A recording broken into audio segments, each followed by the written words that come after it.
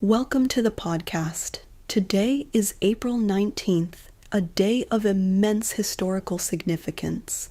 We are diving into the heart of the 1943 Warsaw Ghetto Uprising, exploring the incredible courage of those who fought for dignity against impossible odds. We'll discuss the history of the ghetto, the legacy of leaders like Marek Edelman, and the moving story behind the yellow daffodils you see blooming across Warsaw today. Stay with us for this essential story of memory and resistance. Thanks for tuning in to Slow English. I invite you to sit back and enjoy our latest episode. It's a great way to practice your English every day. Welcome to today's special episode. Today is April 19th, a date that carries immense historical weight as it marks the anniversary of the outbreak of the Warsaw Ghetto Uprising in 1943. To understand this act of defiance, we must first look back to 1940 when the German Nazi occupiers established the Warsaw Ghetto.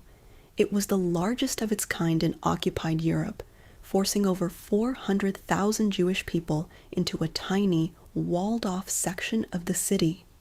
Life inside was a struggle against starvation, overcrowding, and typhus, but the situation turned even more dire in the summer of 1942. During the Great Action, the Nazis deported over 250,000 residents to the Treblinka extermination camp. Those who remained in the ghetto realized that the final solution meant their total destruction, and they decided that if they were to die, they would do so fighting on their own terms. The uprising began on the eve of Passover, April 19th, 1943, when German forces entered the ghetto to conduct the final liquidation. They were met with unexpected, organized resistance from two main groups, the Jewish Combat Organization, JOB, and the Jewish Military Union, JZDW. The insurgents were young, poorly armed, and vastly outnumbered, yet they held off the professional German army for nearly a month. The symbolic leader of the JOB was Mordechaj Anielewicz, who died in the bunker at Miła 18. However, one of the most prominent figures of the resistance was Marek Edelman, who served as one of the deputy commanders of the uprising. Marek Edelman was one of the few leaders to survive the brutal suppression of the ghetto.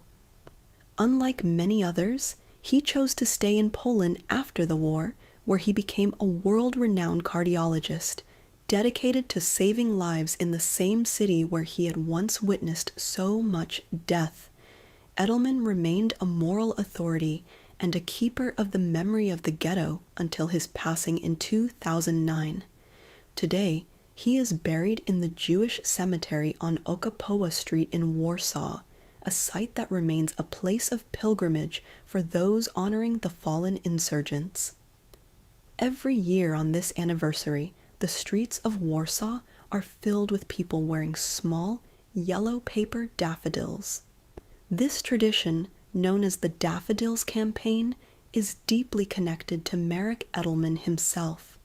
For many years on April 19th, Edelman would receive an anonymous bouquet of yellow daffodils, which he would then lay at the monument to the ghetto heroes. The flower was chosen as a symbol because its shape and color are reminiscent of the yellow Star of David that Jews were forced to wear under Nazi rule. Today, the daffodil represents memory, respect, and the hope that such a tragedy will never be repeated. By wearing these flowers, we acknowledge the courage of those who fought for dignity in the face of certain death. I invite you to listen to our next episode. Make sure to subscribe to the channel so you never miss an update.